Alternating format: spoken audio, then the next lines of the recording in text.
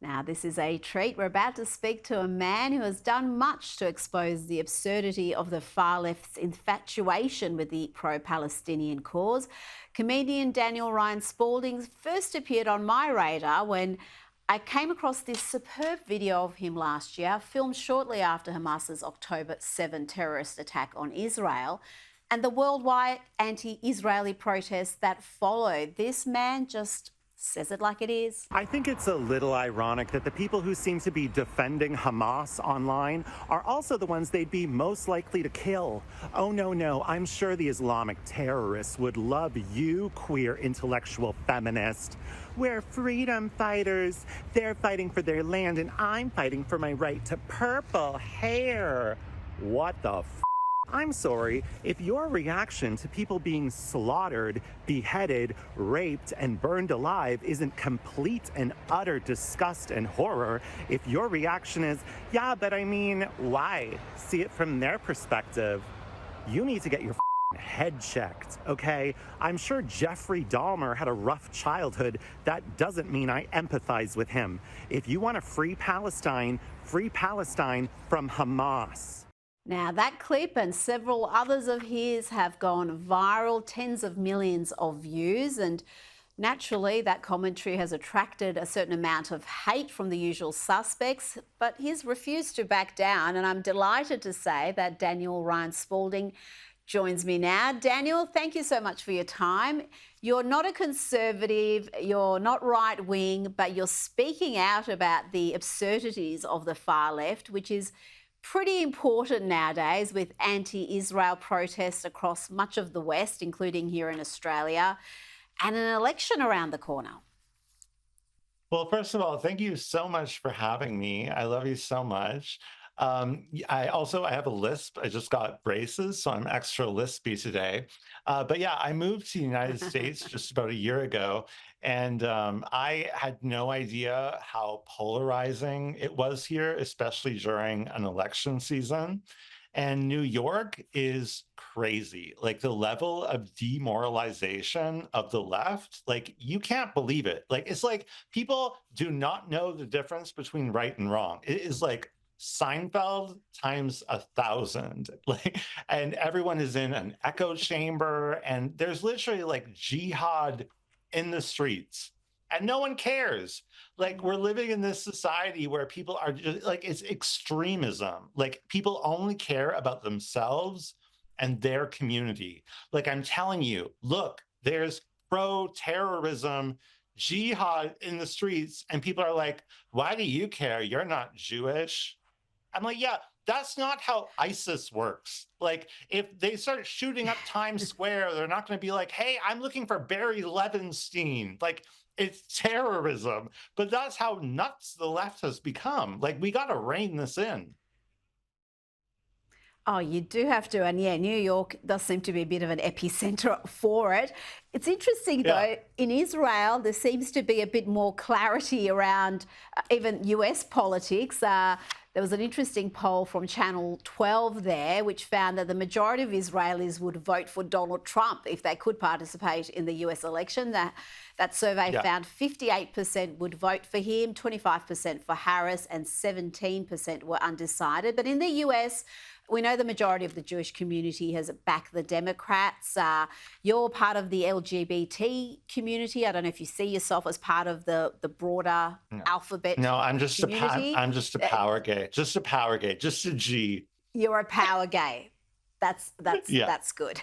Well, there is. I was going to ask you about that. There is this split happening between the LGBTQIA plus community, where the lesbians and the gays and the power gays like yourself are saying, we've got our own agenda, and some of your activism really doesn't work for us. Well, it's the purple hair girls who love jihad. I'm not into it. Okay, I'm not into it. I love that. Now, as a gay man, is there anywhere else in the Middle East other than Israel where you could be yourself, where you have rights and protections like everybody else?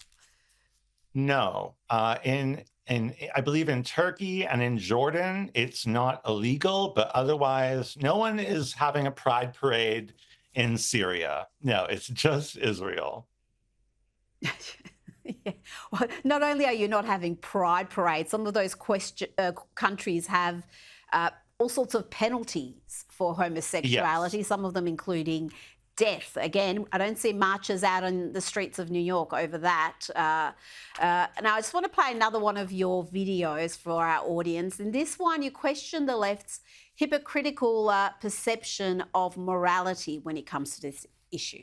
To all the woke 20-somethings who don't actually give a shit about anyone but themselves, I gained 12,000 Instagram followers overnight, and all I had to do was say that Hamas terrorism is wrong. I think it's a little ironic that the same people who are obsessed with triggering language and microaggressions and inappropriate eye contact could be sharing articles like, I know that the babies were murdered, but how many of them were really beheaded? Oh, I'm sorry. I don't want to mischaracterize the way the terrorists would murder the babies. What an awful Zionist conspiracy. But hey, I'm a cis-privileged white man. Who am I to say that burning people alive, slaughtering babies, gang raping women, and killing innocent civilians is wrong? Because apparently that's as deep as your intellect and your humanity can go.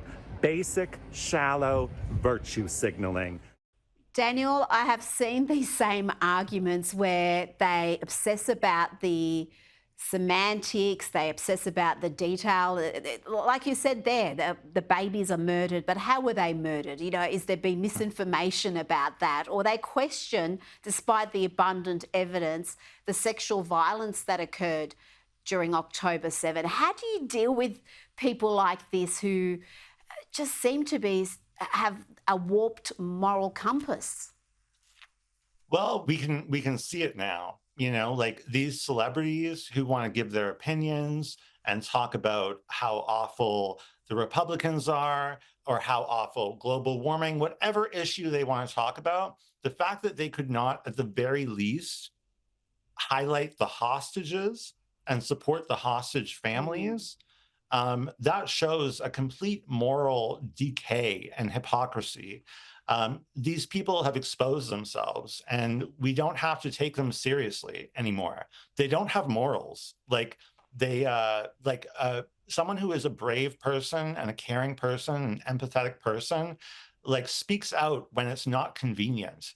And the fact that this is such a morally clear issue that there is still 100 people being held captive in tunnels for nearly a year by a US designated terrorist organization, and Oprah, Angelina Jolie, Michelle Obama, all of these people on the left that we always think of as amazing, inspiring champions of women's rights and human rights, the fact that they could not mention the hostages and support the hostage families after the hostages have been highlighted at both the RNC and the DNC.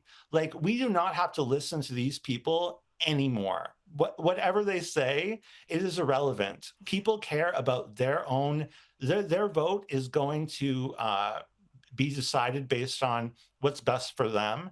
And celebrities, like, your time is up. Like, people are done with it. Like, we see through you now.